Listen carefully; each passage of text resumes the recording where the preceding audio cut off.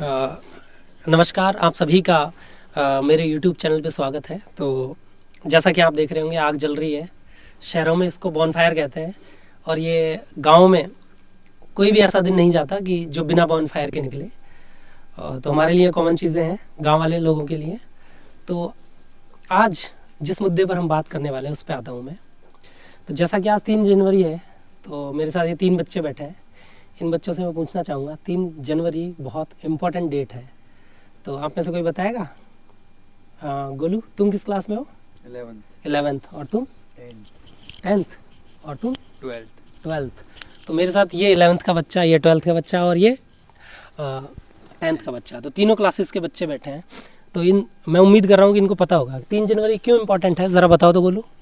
इस टाइम सावित्रीबाई फुले का जन्म था। अरे वाह! तो सावित्रीबाई फुले का जन्मदिन था आज ही के दिन। 1831 में सावित्रीबाई फुले का जन्म हुआ था। तो क्यों मनाते हैं इनका जन्मदिन और क्यों इम्पोर्टेंस है, बताएगा कोई आप में से?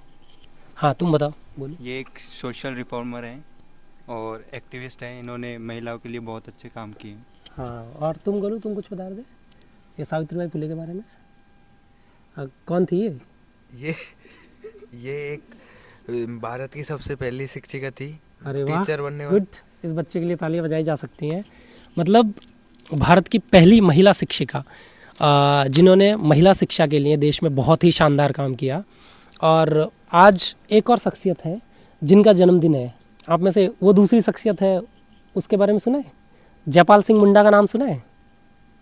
जयपाल सिंह मुंडा जो प्रसिद्ध आदिवासी नेता थे और वो भारतीय हॉकी टीम के कप्तान भी थे और जो संविधान सभा के सदस्य भी बने बाद में, और उन्होंने आदिवासियों की आवाज़ उठाई संविधान सभा में। खैर, इस वीडियो में तो हम सावित्रीबाई फुले की ही बात करेंगे। तो मैं उनके बारे में बताऊं तो आप तीनों से मैं उम्मीद करूंगा कि ध्यान से सुने और उनके जीवन से कुछ प्रेरणा लें। और वैसे ये मुझे बहुत अच्छी बात लगी, आप तीनों को सावित्रीबाई फुले के बारे में पता है एटलीस्ट, नहीं तो इतिहास के पन्नों में उनका योगदान कहीं ना कहीं गुम हो चुका है। तो फिर जैसे सावित्रीबाई फुले के बारे में कहा जाता है, उन्होंने केवल 17 साल की उम्र में पहला महिलाओं के लिए विद्यालय खोला और 9 वर्ष की छोटी सी उम्र में उनका विवाह ज्योतिराव फुले से हुआ। और उन्होंने भी उनकी पढ़ाई में बहुत योगदान दिया। और प्रेजेंट टाइम में महिला शिक्षा के लिए इतना काम हो रहा है, तो इसकी शुरुआत करने का श्रेय कहीं ना कहीं क्योंकि धुआं बहुत ज़्यादा आ रही है, सर्दी बहुत ज़्यादा है, तो आग के किनारे बैठना नॉर्मल सी बात है ताकि हमें ठंड ना लगे। टेम्परेचर 10 डिग्री से कम है, इसलिए आग के किनारे ये वीडियो बना रहे हैं हम। खैर, टॉपिक पे आते हैं। तो मैं बात कर रहा था कि सावित्रीबाई फुले के बारे में। तो सावित्रीबाई फुले वह महिला 9 वर्ष की उम्र में जिसकी शादी हो गई, उसके बाद उन्होंने 1848 में पहली जो बालिकाओं के लिए पहली पाठशाला वो शुरू की थी। और आप यकीन नहीं करेंगे, जब वो विद्यालय में पढ़ाने जाती थी तो रास्ते में उन पे जो रूढ़िवादी लोग जो महिलाओं की शिक्षा का विरोध करते थे, वो कहते थे कि अगर महिलाएं घर से बाहर निकलेंगी, महिलाएं अगर पढ़ेंगी तो ये बहुत ज़्यादा पाप का काम है। और कुछ अंधविश्वास तो यहाँ तक थे कि अगर सावित्रीबाई फुले विद्यालय में पढ़ाने जाएंगी तो उनके पति चंद मिनटों में ही मर जाएंगे। कुछ लोग तो कहते थे अगर उनके पति ने खाना छू लिया तो कीड़ों में तब्दील हो जाएगा। मतलब ऐसी नौटंकियाँ चलती थी। आप कल्पना करिए, अगर सावित्रीबाई फुले नहीं होती तो आपके स्कूल में, अच्छा हाँ, आपके स्कूल में मैम भी पढ़ाती होंगी। कौन है फेवरेट मैम, कौन है आपकी फेवरेट मैम? इंग्लिश की टीचर है। हाँ, इंग्लिश वाली मैम फेवरेट है इस बच्चे की। तुम्हारी? बायो वाली। बायो वाली बायो वाली मैम क्यों फेवरेट है? प्रैक्टिकल करके पढ़ाती हैं वो पूरा डिटेल। अच्छा, ऐसा है। तुम्हारी मैम? सोशल। सोशल स्टडीज़ की। अच्छा, तो तीनों बच्चों की अलग अलग फेवरेट मैम है। एक बच्चे की बायो वाली मैम, मैथ्स वाली। तो ये जो बच्चों की फेवरेट मैम बन पा रही हैं, तो इसका क्रेडिट सबसे पहले तो सावित्रीबाई फुले को ही जाता है। और सावित्रीबाई फुले को आगे बढ़ाने में उनके पति का योगदान भी बहुत ज़्यादा था। जो ज्योतिराव फुले साहब थे, उनका ऐसे टाइम पे उन्होंने महिला शिक्षा की अलग जगह, जब ये माना जाता था कि महिला को बचपन में अपने पिता के अधीन रहना चाहिए, जवानी में पति के अधीन रहना चाहिए और बुढ़ापे में पुत्र के अधीन रहना चाहिए। आप समझ सकते हैं कितनी विपरीत परिस्थितियों में उस महिला ने इस देश में नारीवादी शिक्षा के लिए काम किया या नारीवादी आंदोलन चलाया। हम अक्सर जो फेमिनिस्ट मूवमेंट है उसमें वेस्टर्न थिंकर्स को पढ़ते हैं, लेकिन जो हमारे इंडिया में इतनी बड़ी नारीवादी चिंतक हुई हैं सावित्रीबाई फुले, शायद पुणे में उन्होंने जो पहली बार स्कूल खोला था, आज वो स्कूल बहुत ही जर्जर हालत में है। हाँ, तो अब तक हमारी सावित्रीबाई फुले पे इतनी चर्चा हुई है, तो मैं उम्मीद कर रहा हूँ आप लोगों ने ध्यान से सुनी भी होगी उनके बारे में बातें।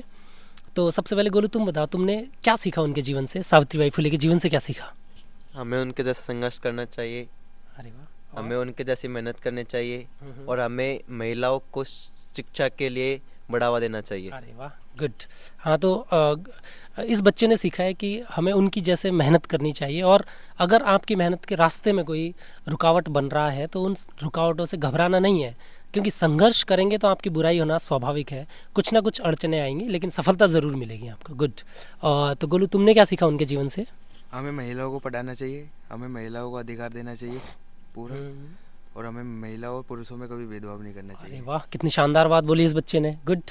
ये बहुत छोटा बच्चा है, 10th क्लास का बच्चा है, इतनी बड़ी बात बोल रहा है कि महिलाओं के साथ कभी भी भेदभाव नहीं करना चाहिए, उनके जीवन से सीखा है, और उनको उनकी शिक्षा पे बल देना चाहिए।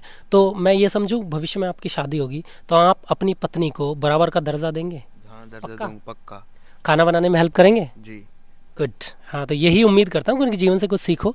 और मैं कन्फ्यूज़न दूर कर दूँ, इस बच्चे का नाम भी गोलू है, इस बच्चे का नाम भी गोलू है, जैसे हर घर में गोलू होता ही है, तो लेकिन हाँ, इस बच्चे का नाम होनू है। तुम्हारा रियल नेम होनू है या दूसरा है? अभिषेक। हाँ, अभिषेक।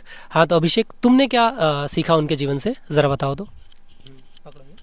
कास्ट, रिलीजन, सेक्स के आधार पे हमें कोई भेदभाव नहीं करना चाहिए, और महिलाओं को बेटी बचाओ और बेटी पढ़ाओ। हाँ, मतलब इसने समानता की बात करी इस बच्चे ने, कि हमें सभी के साथ समानता पूर्वक व्यवहार करना चाहिए, और किसी के साथ इस आधार पे भेदभाव नहीं करना चाहिए कि वो इस धर्म, जाति या इस जेंडर का है। और तो मैं इन बच्चों को तो उनके जीवन से कुछ सिखाने में सफल हो पाया हूँ, तो मैं उम्मीद करूँगा इस वीडियो को जितने लोग देखेंगे वो सावित्रीबाई फुले के जीवन से कुछ सीख लेंगे। और अंत में मैं कहना चाहूँगा कि उनके जीवन से मैंने भी बहुत प्रेरणा ली है, तो मेरे जो व्यूवर्स हैं, जो थोड़े बहुत लोग देखते हैं इस वीडियो को, देखेंगे, उनके लिए भी मुझे जो शब्दर हाशमी है उनका शेर याद आ रहा है कि पढ़ना लिखना सीखो ओ मेहनत करने वालों, पढ़ना लिखना सीखो ओ भूख से मरने वालों, क्योंकि शिक्षा ही वो माध्यम है जो आपकी जो गरीबी है, आपकी भुखमरी है, आपको रोज़गार देने का काम करेगी और गरीबी भुखमरी दूर करेगी। वैसे तो हमारे गांव के बच्चे हैं, और ये मेरे से बहुत छोटे बच्चे हैं, एक 10th 11th और 12th के एक बच्चे हैं मेरे साथ, और लेकिन इन तीनों बच्चों की आप बातें सुन रहे हैं, कितनी लॉजिकल बात करते हैं तीनों बच्चे। तो कुछ दिनों पहले एक मीम चला था कि इन बच्चों के लिए हम ग्लेशियर, पर्यावरण, नदियाँ बचा रहे हैं, तो इन बच्चों के लिए तो ज़रूर बचानी चाहिए। तो मैं इन्हीं शब्दों के साथ अपनी वाणी को विराम देना चाहूँगा, और मैं उम्मीद करूँगा कि सावित्रीबाई फुले के जीवन से आप लोग भी बहुत कुछ सीखेंगे। और इतना धैर्यपूर्वक सुनने के लिए बहुत बहुत धन्यवाद, और आप तीनों बच्चों का भी बहुत बहुत धन्यवाद कि आपने अपने विचार मेरे सामने रखे, और इतना कॉन्फिडेंस से, इसके लिए काबिल तारीफ़, कैमरा फेस करने की आपके अंदर काबिलियत है। गुड, ऑल द बेस्ट आप तीनों को। और आप तीनों ने जो सीखा है सावित्रीबाई फुले के जीवन से, मैं चाहूँगा उसको डे टू डे लाइफ में फॉलो करें, केवल कागज़ों में नहीं, ठीक है? करेंगे पक्का? गुड।